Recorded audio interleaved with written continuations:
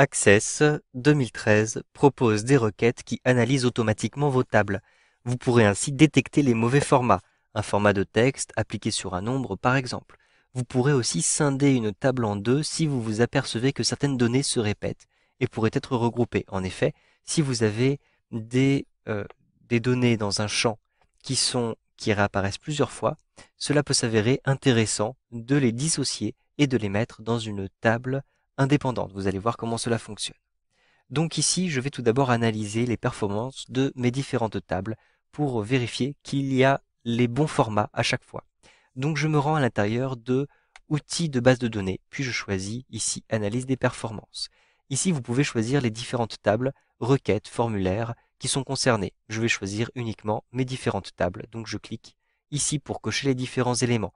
Puis je clique sur OK pour valider. J'ai tout de suite un message qui m'indique que dans la table commande, j'ai un champ qui s'appelle quantité et qui n'a pas le bon format puisque j'ai un format de texte alors qu'il contient des chiffres. Donc je vais simplement fermer, je clique sur fermer et je me rends à l'intérieur de la table commande. Donc dans la table commande, je double-clique dessus, il y a effectivement un champ qui s'appelle quantité.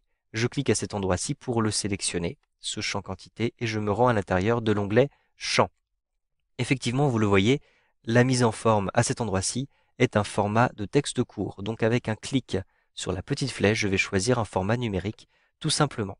Ici, vous pouvez avoir un message qui vous indique que vous risquez de perdre des données. En effet, si vous appliquez un format de données qui n'est pas adapté au type de données que vous avez saisi, vous pouvez perdre des données. Cependant, ici, j'ai effectivement des nombres qui sont rentrés dans les quantités et je souhaite avoir un format nombre adapté, donc je ne vais rien perdre. Je clique ici sur oui pour valider. Je peux maintenant sauvegarder ma table avec un clic droit ici, je choisis enregistrer et ensuite je choisis fermer comme ceci. Je vais maintenant vous montrer comment est structuré mon catalogue, c'est-à-dire ma table des articles. Je double-clique dessus pour l'ouvrir. Vous voyez que je vais avoir des références pour les différents produits et des références pour les fournisseurs.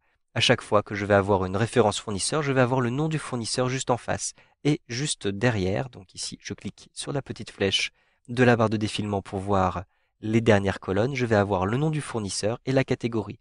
Vous voyez que je vais avoir plusieurs fois les mêmes fournisseurs et à chaque fois je vais avoir une catégorie. Or, chaque catégorie correspond à un fournisseur. En effet, je vais avoir à chaque fois pour Omotic la catégorie chambre, pour Zebrasky la catégorie salle de bain, etc. Donc, il est plus intéressant de créer une table indépendante pour les fournisseurs avec les informations qui se trouvent juste en face. Je ne vais pas avoir besoin de cumuler ces deux tables à l'intérieur de mon catalogue.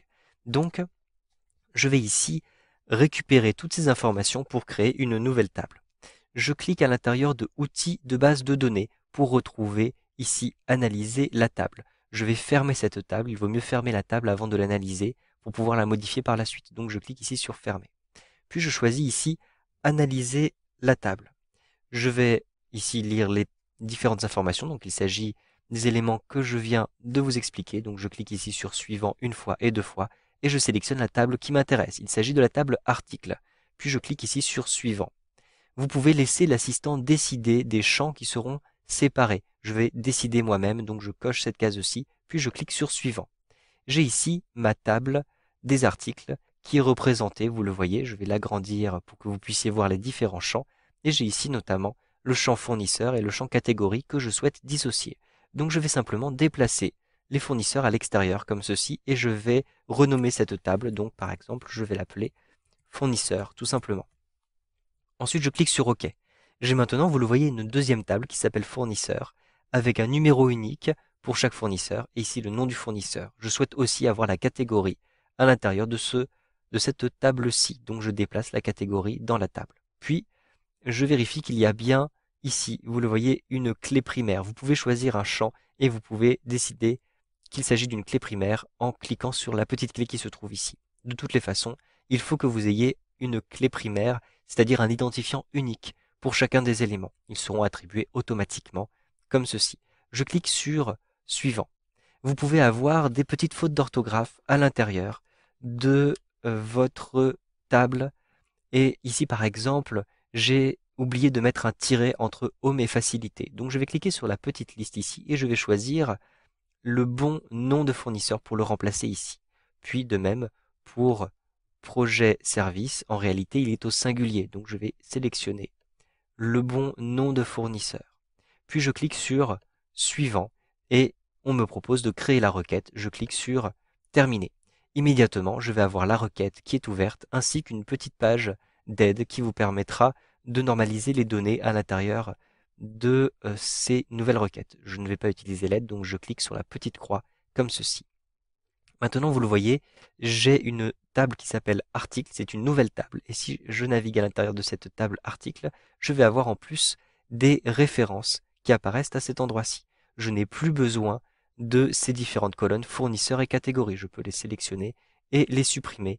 Donc, simplement en appuyant sur la touche Supr, par exemple.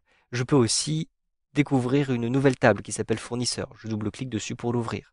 Vous le voyez que j'ai maintenant séparé les différentes informations, puisque je vais avoir à chaque fois une seule ligne par fournisseur, alors que j'en avais plusieurs dans la table précédente, et je vais avoir à chaque fois la catégorie et le numéro du fournisseur qui a été attribué automatiquement. Vous savez donc maintenant comment analyser le contenu de vos tables avec Access 2013.